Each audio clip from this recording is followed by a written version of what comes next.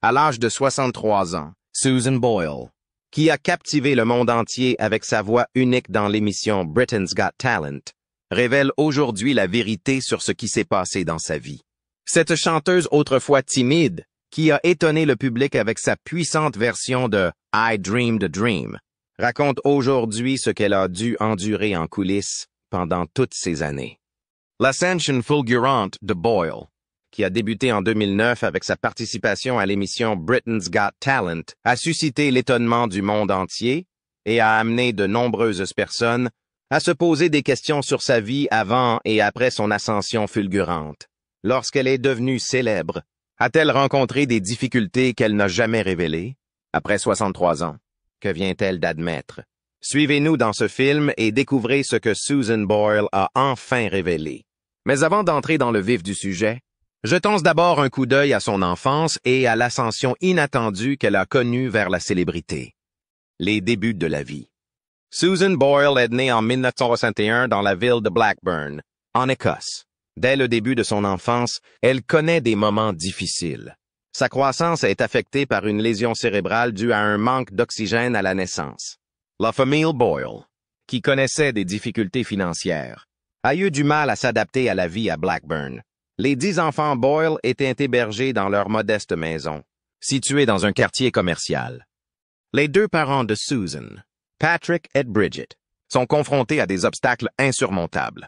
Bridget, qui était une pianiste talentueuse et une sténodactylo, a fait de son mieux pour subvenir aux besoins de sa famille en travaillant sans relâche. Patrick, vétéran de la Seconde Guerre mondiale, a travaillé dans une usine minière tout au long de son séjour. Susan doit faire face aux difficultés financières de sa famille nombreuse. En outre, elle a été soumise à l'expérience traumatisante des brimades et des abus. En raison de ses handicaps cognitifs et physiques, elle a été une cible facile dès le début. Elle a été victime de l'insensibilité de certains professeurs, ainsi que du mépris et de l'agression physique de ses étudiants. Son angoisse a été exacerbée par son isolement social. Ses efforts sont rendus beaucoup plus difficiles par ses spasmes fréquents. Elle a reçu un diagnostic erroné de troubles déficitaires de l'attention-hyperactivité, TDAH et d'épilepsie, et n'a pas bénéficié de la thérapie appropriée. Les crises fréquentes ont eu une influence négative importante sur sa vie universitaire. Un grand nombre d'enseignants étaient incapables de comprendre sa situation difficile. Ils ne lui ont apporté aucune aide, mais l'ont plutôt sévèrement réprimandée, parfois à l'aide de ceintures. Cela se produisait chaque fois qu'elle n'arrivait pas à se concentrer ou qu'elle se comportait de manière étrange en classe.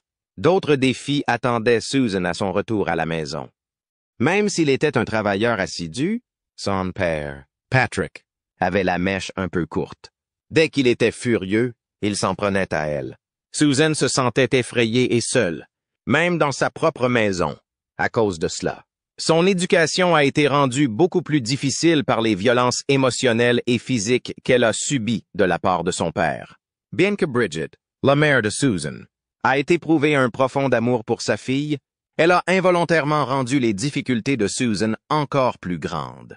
La surprotection de Bridget était le résultat direct de sa préoccupation pour la santé de Susan. Elle a ainsi empêché Susan de développer son autonomie et sa résilience. Même si Bridget avait de bonnes intentions, il était plus difficile pour Susan de devenir une jeune femme autonome. À l'âge de 25 ans, Susan a eu une relation avec John. L'un des souvenirs les plus pénibles qu'elle garde est celui de cette période particulière. Il y a eu un bref intérêt romantique pour John, mais les parents de Susan, en particulier son père, n'étaient pas favorables à cette relation. Ils estimaient qu'elle n'avait pas la maturité et l'indépendance nécessaires pour faire ses propres choix. En raison de leur implication, la relation a pris fin. Une fois de plus, Susan avait l'impression d'être confinée par leur pouvoir. Le début de la carrière de chanteuse de Susan a eu lieu en dépit de ces obstacles. Comment Susan Boyle a-t-elle démarré sa carrière? En outre, qu'est-ce qu'elle a fini par admettre qu'il lui était arrivé? Restez attentifs pour le découvrir. Début de carrière. Les parents de Susan Boyle lui ont inculqué l'amour de la musique dès son plus jeune âge. Les talents exceptionnels de Bridget au piano et les spectacles de Patrick dans les clubs locaux ont eu un impact important sur elle. La maison de Susan à Blackburn était souvent remplie de musique, ce qui lui procurait un moment de répit. Le chant est devenu sa source de bonheur, et il s'est développé dans ce cadre favorable. Susan avait un objectif clair, mais il n'était pas simple de l'atteindre. Malgré son talent remarquable, il lui était difficile d'attirer l'attention. Elle a essuyé d'innombrables refus avant l'audition de Britain's Got Talent, qui a changé sa vie. Susan s'est inscrite à plusieurs concours et événements à la recherche d'une grande chance. Ses rejets continuels étaient douloureux, surtout si l'on considère les critiques et les idées fausses auxquelles elle avait été confrontée toute sa vie. En 1995, Susan a auditionné pour l'émission My Kind of People de Michael Barrymore, en interprétant I Don't Know How to Love Him de Jesus Christ Superstar. Elle a reçu des moqueries plutôt que de l'admiration. Le public, y compris Barrymore, s'est moqué d'elle pour son physique plus que pour ses talents de chanteuse. C'est un événement horrible, mais Susan refuse de le laisser détruire son esprit.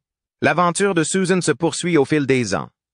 En 1998, elle a rassemblé suffisamment d'argent pour créer des cassettes de démonstration. Avec ses économies, elle a enregistré 3 chansons. Killing Me Softly, Cry Me a River et Don't Cry for Me Argentina. Elle soumet ses cassettes à des maisons de disques, des émissions de télévision et des stations de radio, dans l'espoir que quelqu'un la remarque. Malgré tous ses efforts, le succès lui échappe et les refus s'accumulent. Susan ne parvient pas à percer, quels que soient ses efforts. Cependant, elle refuse d'abandonner. Elle avait une confiance inébranlable en elle-même. Sa mère, Bridget, était sa source de soutien inébranlable. Bridget encourageait constamment Susan à poursuivre ses aspirations. Elle croyait fermement aux capacités de sa fille et l'encourageait à poursuivre ses ambitions. Mais comment Susan Boyle est-elle devenue la sensation mondiale qu'elle est aujourd'hui? Découvrons-le. L'ascension vers la célébrité. Poussée par la conviction et le soutien de sa mère Bridget, Susan a pris en 2009 une décision qui a changé sa vie. Participer à l'émission Britain's Got Talent. Elle est montée sur scène le 11 avril 2009. Peu de gens s'attendaient à ce que cette femme de 47 ans devienne une célébrité, compte tenu de son apparence discrète et de ses manières calmes. Susan a fait part aux juges et à un public dubitatif de son ambition de devenir une chanteuse professionnelle comme Elaine Paige. Les attentes étant faibles, beaucoup l'ont accueillie avec des sourires et de la méfiance. Mais tout a changé lorsqu'elle a commencé à interpréter Dream a Dream des Misérables. Sa voix puissante a immédiatement captivé la salle, transformant l'incertitude en émerveillement. Même le célèbre critique Simon Cowell a été manifestement surpris. Amanda Holden a déclaré qu'il s'agissait du meilleur réveil qui soit. La foule a ovationné Susan, et son audition est devenue virale sur YouTube, où elle a été visionnée des millions de fois. Tout le monde a été touché par sa voix magnifique et son look discret. Le fait qu'elle ait surmonté des épreuves pour révéler ses capacités extraordinaires en a touché plus d'un. Mais la célébrité instantanée a entraîné de grandes difficultés. Le monde qui s'était détourné d'elle est soudain obsédé par elle. Susan lutte pour s'adapter à sa célébrité inattendue, car la curiosité du public et l'attention des médias sont devenues trop fortes. Après avoir acquis une notoriété mondiale, à quoi ressemblait la vie de Susan Boyle? Continuez à observer pour apprendre. Les problèmes de santé et la romance inattendue de Susan Boyle. Surprenant ses fans, surtout si l'on considère qu'il s'agissait de son premier petit ami. Susan Boyle a révélé en novembre 2014 qu'elle entretenait une relation amoureuse. Cette révélation en a surpris plus d'un, même si leurs âges étaient incomparables. Après un petit accident vasculaire cérébral en 2022, Susan a connu un problème de santé majeur. Après avoir participé à l'émission Britain's Got Talent, elle a parlé franchement de l'événement en juin 2023. Cette révélation a suscité davantage de curiosité quant à son choix de continuer à résider dans la petite maison de son enfance malgré sa popularité et sa fortune mondiale. Le récit de Susan témoigne d'une grande métamorphose. D'origine modeste, son apparence modeste et ses manières calmes ont souvent conduit à la sous-estimation. Son audition à Britain's Got Talent a cependant mis en valeur sa voix extraordinaire, fait taire les critiques et changé sa vie de façon permanente. Ses premières batailles contre les brimades contrastent fortement avec les éloges qu'elle recevra par la suite dans le monde entier. La vidéo de son audition est devenue virale et, en l'espace d'une semaine, elle a été visionnée plus de 100 millions de fois. Même sa précédente interprétation de Cry Me a River, in 1999, a suscité un regain d'intérêt. Pourtant, ses succès n'ont pas été son plus grand obstacle. Susan a lutté contre la maladie et la fatigue tout au long du tournoi, mais elle est restée déterminée.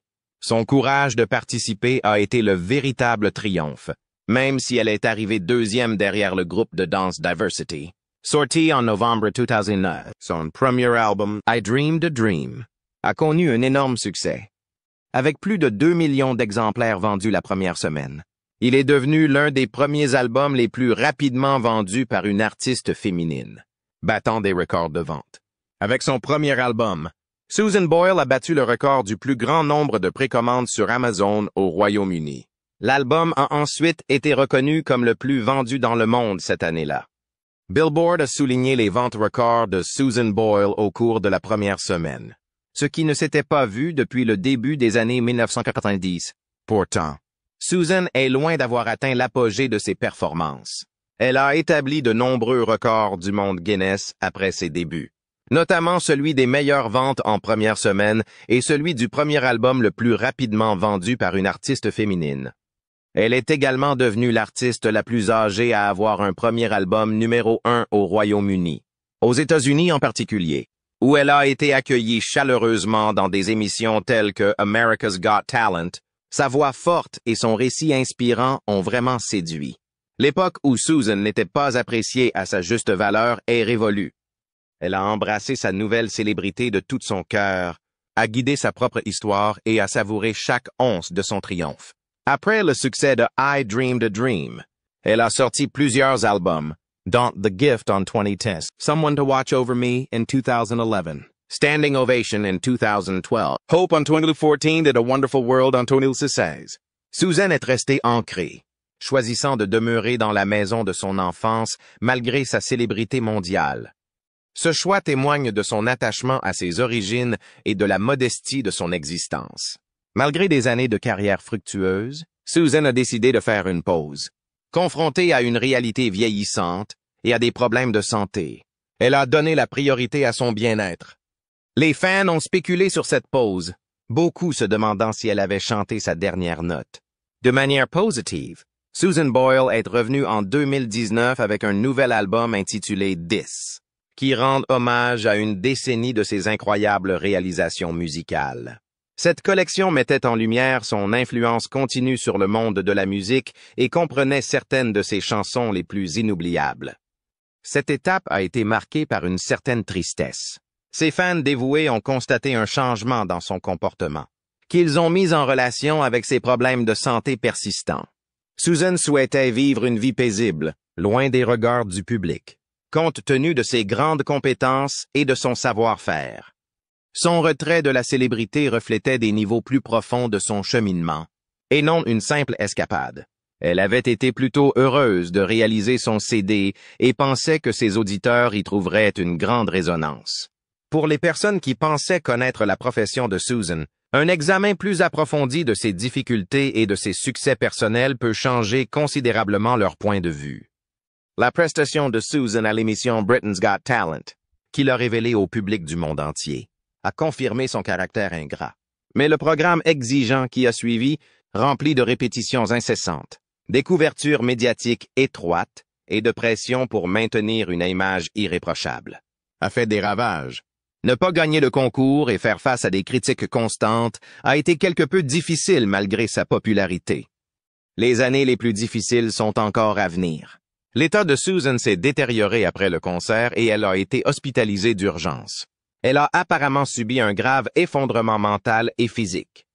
Elle a été vaincue par l'énorme pression exercée par le concours et par une assistance insuffisante lors du dernier tour de scrutin. Des conflits entre membres du personnel ont été signalés, soulignant son grand stress. Le comportement alarmant de Susan à son domicile londonien ce soir-là a incité ses domestiques à contacter la police, ce qui a entraîné son admission dans un hôpital psychiatrique. Sa dépression a rapidement été rendue publique et a suscité un débat sur la question de savoir si les émissions de télé-réalité telles que Britain's Got Talent donnent de la priorité à l'audimat plutôt qu'au bien-être de leurs candidats. Selon certains rapports, avant la finale, L'équipe de production ne s'était pas préoccupée de la santé émotionnelle et physique de Susan. Cette négligence a suscité des débats sur la possibilité d'une enquête Arcom sur les politiques de l'émission. Bien qu'aucune enquête officielle n'ait été ouverte, Susan a tiré une grande leçon de cet événement sur l'importance de concilier sa profession et sa santé. Alors qu'il semblait que nous la connaissions parfaitement, de nouvelles informations ont fait surface, mettant en lumière ses défis permanents et sa ténacité. Après avoir négocié des problèmes de santé et une histoire d'amour imprévue, quelle relation inhabituelle s'est développée ensuite pour Susan? L'ancien juge devient un fan. Simon Cowell s'est penché sur l'ascension remarquable de Susan Boyle vers la célébrité, soulignant qu'elle se distingue des autres personnes qui connaissent le succès sans véritable mérite. Il a observé qu'un grand nombre de personnes dans le secteur du divertissement sont reconnues pour leur simple existence plutôt que pour leur expertise. Néanmoins, l'aventure de Susan est sans précédent. Son objectif n'était pas d'atteindre la popularité, mais plutôt de disposer d'une plateforme pour mettre en valeur ses talents de chanteuse. Simon se souvient très bien de sa première audition. La journée a été ardue, avec de nombreuses prestations qui n'ont pas eu d'impact durable. Épuisée, en proie à un état émotionnel négatif, elle n'avait aucune attente quant aux prochains participants. Lors de la première apparition de Susan sur scène, son attitude inepte a amené Simon à penser qu'elle ne serait qu'une prestation oubliable de plus. Devant l'apathie de la foule, il s'est préparé à une présentation concise et peu impressionnante.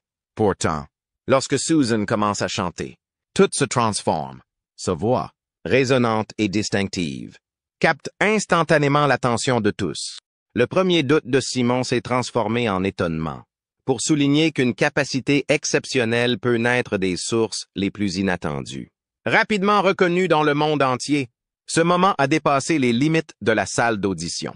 Dès sa diffusion, l'audition a reçu une attention immédiate et généralisée.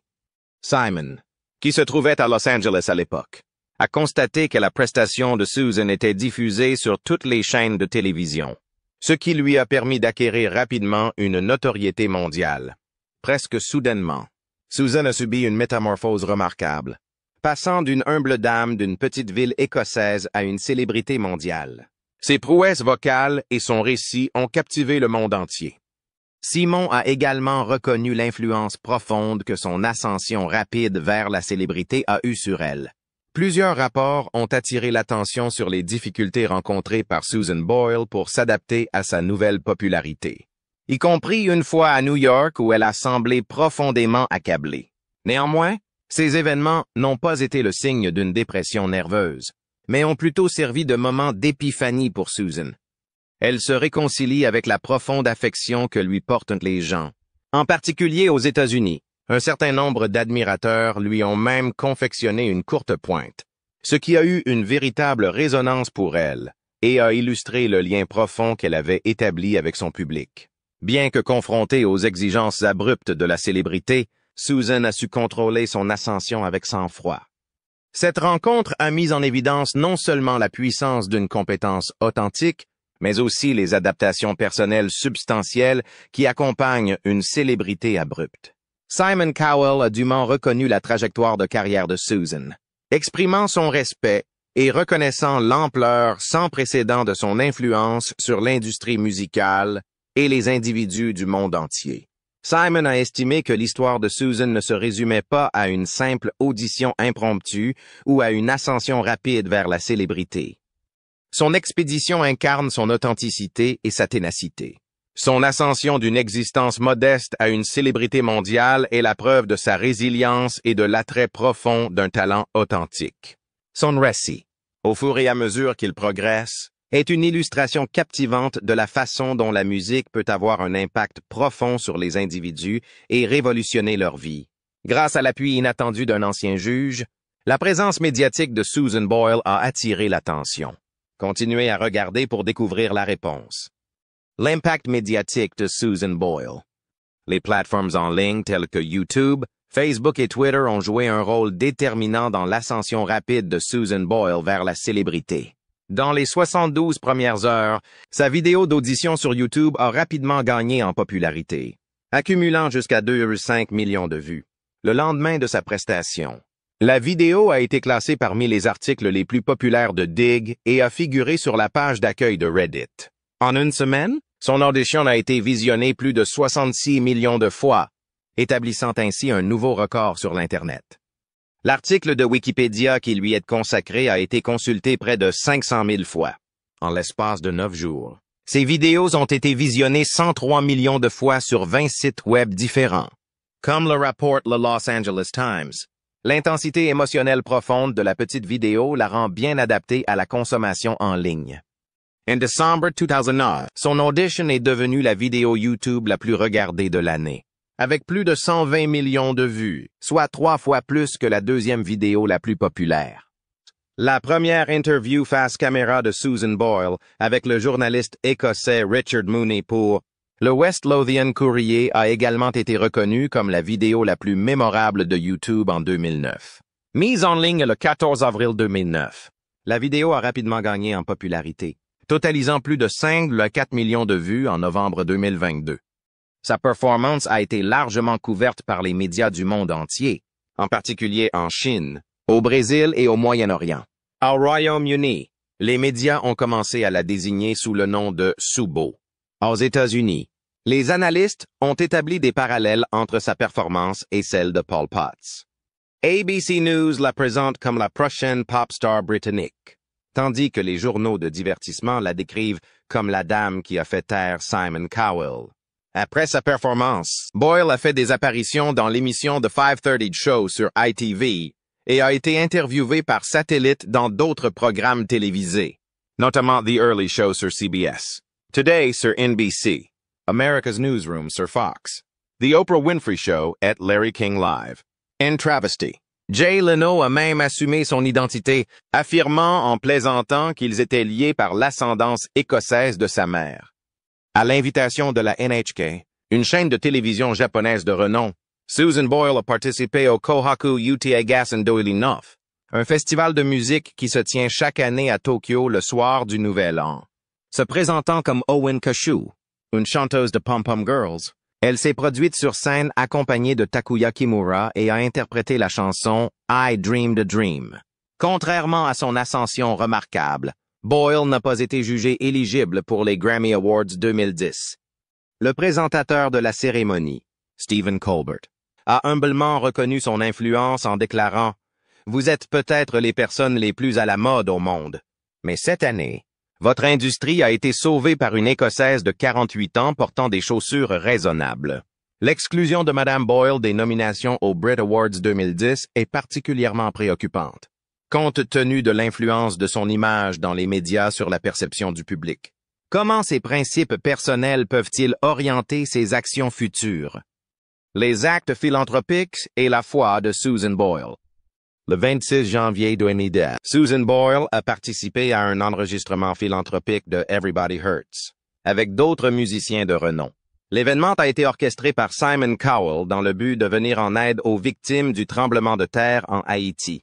Peu après, le 30 janvier 2010, elle s'est produite lors du gala de charité Eaton for Haiti and Africa, qui s'est déroulé au Tivoli Concert Hall de Copenhague, au Danemark. Boyle a souvent apporté son soutien à des événements caritatifs nationaux de premier plan au Royaume-Uni. Sa prestation pour Sport Relief sur BBC 1 a eu lieu le 19 mars 2010.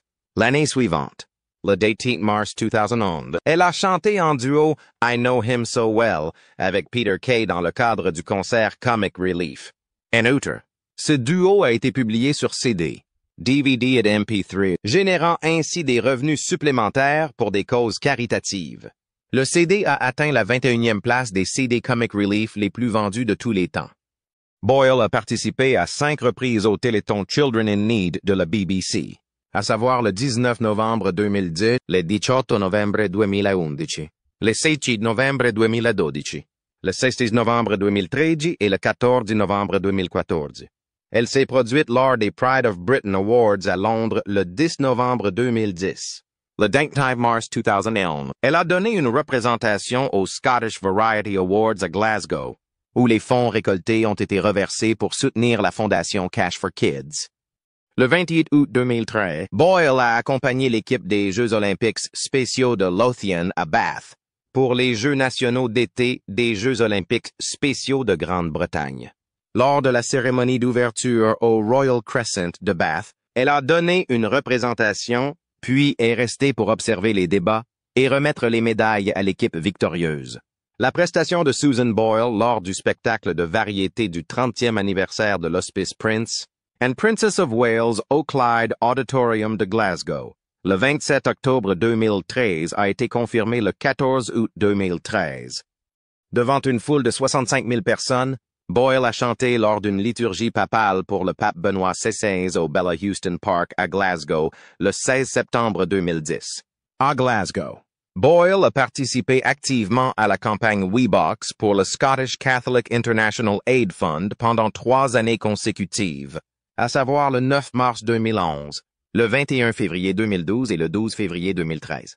En mai 2012, Boyle a annoncé qu'elle assumerait le rôle de mécène du Regal Theatre de Bathgate, la salle où elle avait monté pour la première fois son opéra I Dreamed a Dream.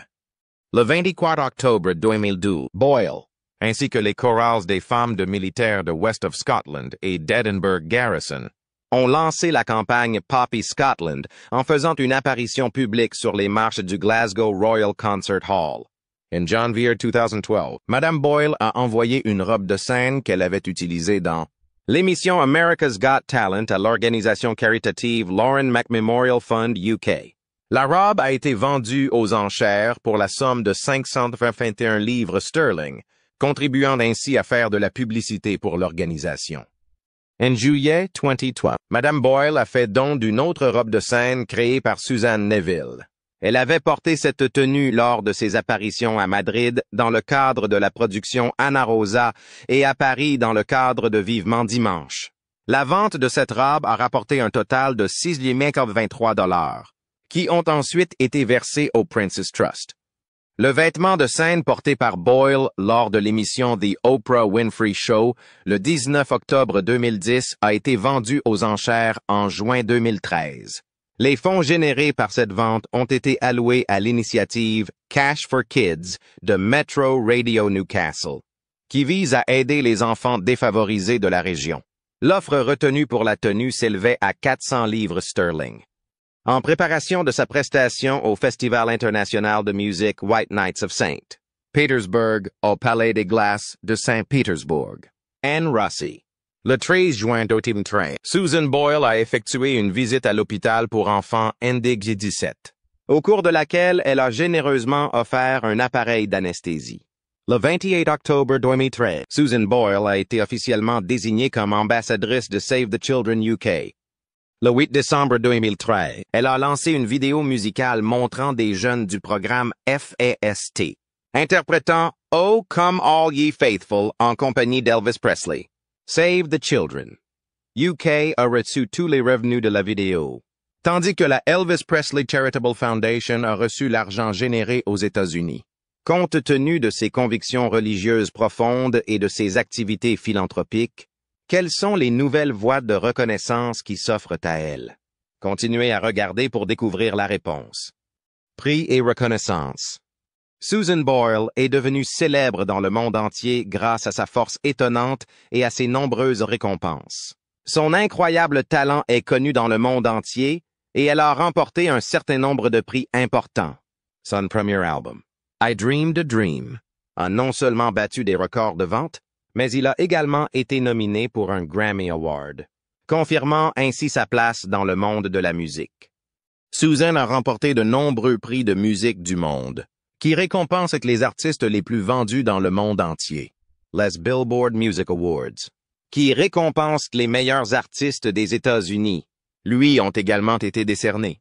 La maison de disques Guinness World Records l'a désignée comme la chanteuse la plus âgée à avoir un premier album numéro 1 et comme la femme ayant vendu le plus rapidement son premier album au Royaume-Uni. Son impact dépasse les frontières des États-Unis. Les Australian Music Awards ont salué son travail sur le marché australien et les Scottish Music Awards ont reconnu les services qu'elle a rendus à la culture et à la musique écossaise. Le titre d'officier de l'Ordre de l'Empire britannique, OB, lui a été décerné en 2012. Pour les services importants, qu'elle a rendu à la musique et aux œuvres de bienfaisance. Il s'agit d'une très haute distinction décernée par la couronne britannique. L'ascension de Susan Boyle vers la célébrité témoigne de son incroyable capacité et de son dynamisme. Plus de 25 millions d'exemplaires de ses disques ont été vendus dans le monde, et plus de 120 ont été certifiés or ou platine. Des millions de personnes sont encore inspirées par l'histoire de Susan Boyle, qui a surmonté des épreuves pour atteindre le succès. Voyons ce que Susan Boyle dit enfin à l'âge de 63 ans. Susan Boyle admet enfin ce qui lui est arrivé. La vie de Susan Boyle a radicalement changé en 2013 lorsqu'elle a été diagnostiquée comme atteinte du syndrome d'Asperger, une sorte de trouble du spectre autistique. Après avoir été diagnostiquée à tort pendant des années comme souffrant d'une déficience cérébrale due à une anomalie congénitale, Susan Boyle a découvert qu'elle était atteinte du syndrome d'Asperger. Cette découverte a suscité des sentiments à la fois de réconfort et de mélancolie. Le soulagement d'avoir enfin identifié la source des difficultés qu'elle a rencontrées tout au long de sa vie, mais aussi le chagrin d'avoir souffert pendant des années sous une étiquette erronée. Ce diagnostic a marqué un tournant pour Susan, en clarifiant les difficultés qu'elle avait rencontrées auparavant et en lui ouvrant la voie vers une aide et une compréhension adéquates. Susan s'est remémoré ses années d'école et s'est souvenu qu'elle ne se sentait pas à sa place et qu'elle était handicapée. Elle avait des difficultés intellectuelles et sociales, ce qui alimentait un fort sentiment d'isolement.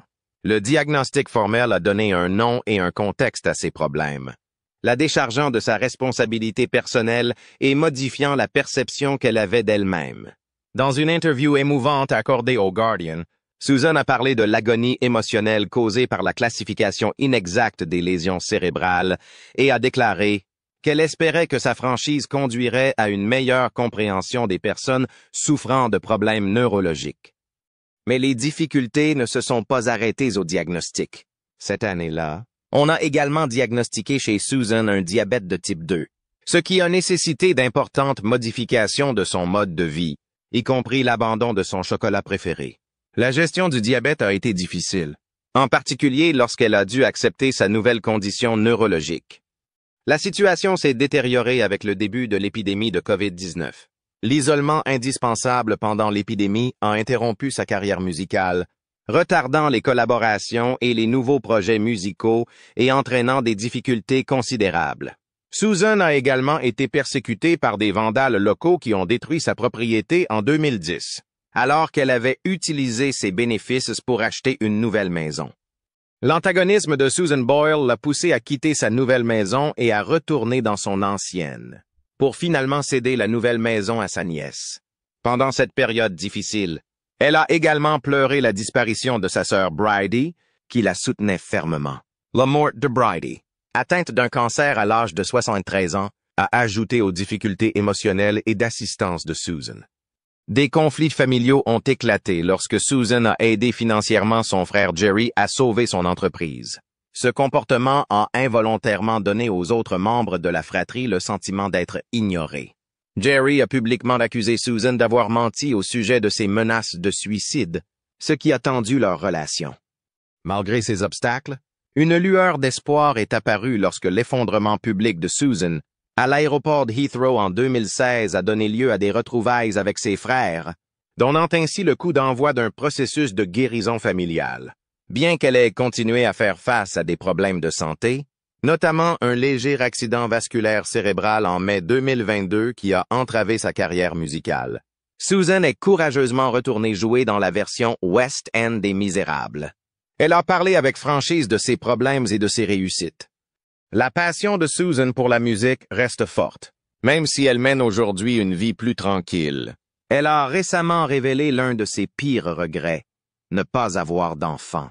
Malgré cela, elle trouve sa satisfaction dans une connexion secrète avec un Américain qui la soutient dans les moments difficiles.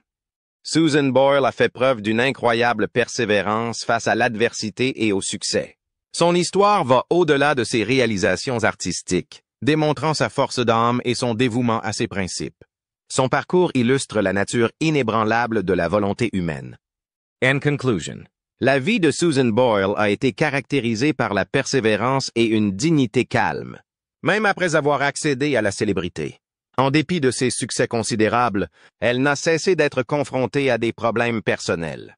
En 2011, elle a reconnu qu'elle souffrait d'épilepsie et de troubles de l'apprentissage. Deux problèmes qui avaient été maltraités pendant son enfance. Ces problèmes ont été exacerbés par l'absence de soins médicaux adéquats, ce qui lui a valu des traitements sévères et des moqueries de la part de ses camarades de classe. Cela a aggravé ses problèmes et compromis ses opportunités scolaires et professionnelles. La vie professionnelle et personnelle de Boyle a été influencée par son engagement en faveur d'idéaux forts. Même après sa célébrité, elle a conservé un mode de vie modeste, vivant dans la maison de son enfance et s'engageant dans des activités religieuses et communautaires. Sa vie personnelle se caractérisée par une foi solide et une dévotion à aider les autres, comme en témoigne son travail auprès des personnes âgées. Elle contrôle également un diabète de type 2 et mène une vie sobre. Madame Boyle a révélé des détails de sa vie lors d'interviews, comme son diagnostic de syndrome d'Asperger et ses réflexions sur l'indépendance de l'Écosse. Malgré les difficultés, elle reste positive et fidèle à ses idéaux. Que pensez-vous des épreuves que Susan Boyle a traversées tout au long de sa vie? N'hésitez pas à nous en faire part dans les commentaires ci-dessous. Nous vous remercions d'avoir visionné la vidéo. Nous espérons que vous l'avez trouvée instructive.